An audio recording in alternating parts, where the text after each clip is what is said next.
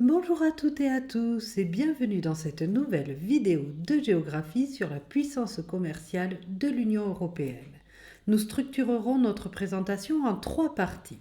Dans un premier temps, nous nous pencherons sur les importations et les exportations. Ensuite, nous aborderons les accords commerciaux. Enfin, nous explorerons le marché commun. Allez, c'est parti! Passons maintenant à notre première partie, les importations et les exportations. Les importations, je vous rappelle que c'est les achats à l'étranger et les exportations, les ventes à l'étranger. L'Union européenne joue un rôle clé dans le commerce mondial, représentant environ 15% des échanges de biens à l'échelle internationale. En 2022, les exportations de l'Union européenne ont atteint environ 2600 milliards d'euros. Cela signifie que les pays européens ont su se positionner comme des fournisseurs de biens et de services pour le reste du monde. D'un autre côté, les importations de l'Union européenne pour la même année étaient d'environ 2400 milliards d'euros. Cela indique non seulement la demande importante des consommateurs européens pour des produits étrangers, mais aussi l'interdépendance qui caractérise le commerce international. Il est intéressant de noter que malgré ce volume élevé d'importations, l'Union européenne a enregistré un solde commercial légèrement positif en 2022. Le solde commercial, c'est la différence entre la valeur des exportations et celle des importations. C'est un indicateur clé de la santé économique.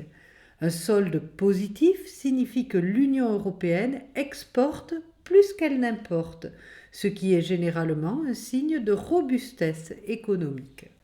L'Union européenne entretient des relations commerciales stratégiques avec plusieurs pays clés.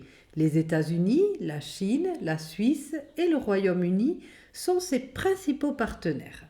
La Chine est le principal fournisseur de l'Union européenne.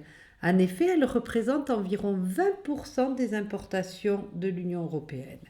On peut donc souligner la dépendance de l'UE vis-à-vis des importations chinoises. Quant aux États-Unis, ils se positionnent comme le plus grand marché pour les exportations de l'Union européenne, représentant également près de 20% des exportations. Cela témoigne de l'importance des biens européens sur le marché américain. Parmi les principaux produits exportés, nous trouvons les machines-outils, qui sont essentielles pour de nombreux secteurs à travers le monde, tels que l'automobile, l'aérospatiale ou la construction. Les véhicules, qu'il s'agisse d'automobiles, de trains ou d'avions, constituent une autre part significative des exportations européennes. Ces produits sont souvent synonymes de qualité et d'innovation, ce qui leur permet de se démarquer sur les marchés internationaux.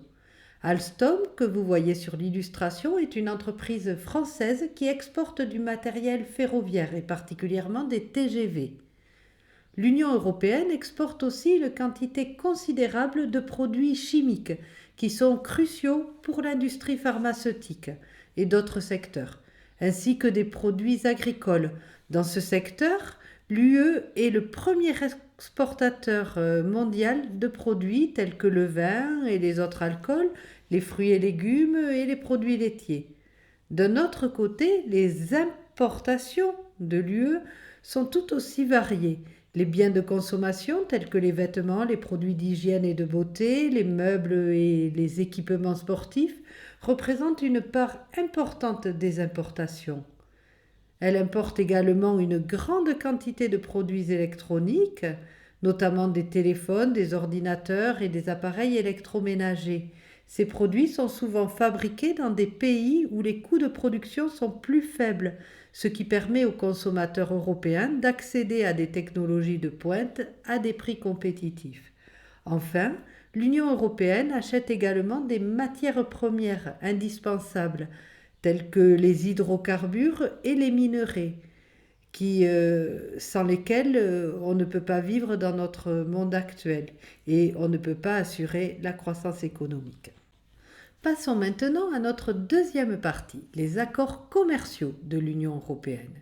Les accords de libre-échange jouent un rôle fondamental dans le renforcement des échanges commerciaux, en éliminant les barrières douanières, les quotas et d'autres restrictions aux frontières.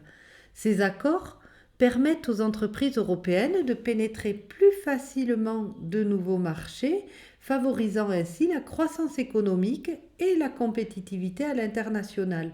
Un exemple de cet engagement est le CETA, l'accord économique et commercial entre l'Union européenne et le Canada. Ce traité a pour objectif d'améliorer les relations commerciales entre les deux régions en réduisant les droits de douane. Grâce à la suppression de ces droits, les entreprises canadiennes peuvent désormais vendre plus facilement des produits tels que le porc ou le sirop d'érable. Le CETA vise également à renforcer la coopération en matière de réglementation, en réduisant les formalités administratives pour renforcer les liens économiques et créer des emplois des deux côtés de l'Atlantique. Entré en vigueur en 2019, le GEFTA a pour objectif d'éliminer 97% des droits de douane entre le Japon et l'Union européenne, facilitant ainsi le commerce et offrant de nouvelles opportunités aux entreprises. Grâce à cette réduction des tarifs douaniers, les producteurs européens de vin, de fromage peuvent accéder plus facilement au marché japonais. Cela est particulièrement important car les consommateurs japonais apprécient de plus en plus les produits européens et français en particulier, réputés pour leur qualité. Le GEFTA ne se limite pas uniquement à l'élimination des droits de douane, il prévoit également d'harmoniser les normes et de garantir la qualité des produits échangés. L'Union européenne s'engage dans la création de partenariats avec des pays émergents et des organisations régionales telles que le Mercosur et l'ASEAN. Le Mercosur est un bloc régional qui regroupe des pays d'Amérique du Sud, comme l'Argentine, le Brésil, le Paraguay, l'Uruguay. Cet accord commercial entre l'Union européenne et le Mercosur a pour objectif de faciliter les échanges en réduisant les droits de douane, ce qui permet aux entreprises européennes d'accéder à un marché en pleine croissance, tout en offrant aux pays du Mercosur l'opportunité d'exporter leurs produits agricoles en particulier vers l'Europe. En ce qui concerne l'ASEAN, l'Association des nations de l'Asie du Sud-Est, elle regroupe 10 pays qui représentent un marché dynamique et diversifié. Ces partenariats permettent d'ouvrir de nouvelles voies pour les exportations européennes et d'encourager des investissements mutuels. Passons maintenant à la troisième partie sur le marché commun au sein des pays de l'Union européenne.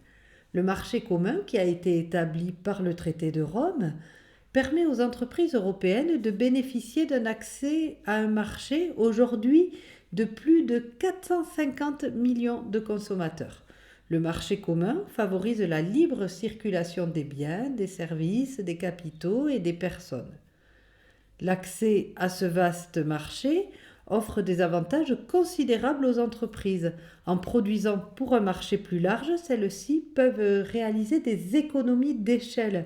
Cela signifie que plus elles augmentent leur volume de production, plus elles peuvent réduire le coût unitaire de la production. Cela peut se traduire par des prix plus compétitifs pour les consommateurs et une augmentation des marges bénéficiaires pour les entreprises. En outre, la standardisation des normes et des réglementations au sein du marché commun permet de simplifier les échanges commerciaux en harmonisant les exigences en matière de qualité et de sécurité. L'UE facilite les procédures douanières, permettant ainsi un commerce plus fluide entre les États membres. Voilà, la présentation est terminée. Je vous remercie de votre attention. J'espère que tout a été bien clair. N'hésitez pas à poser vos questions et à laisser des commentaires. Je vous souhaite de bonnes révisions et je vous dis à bientôt.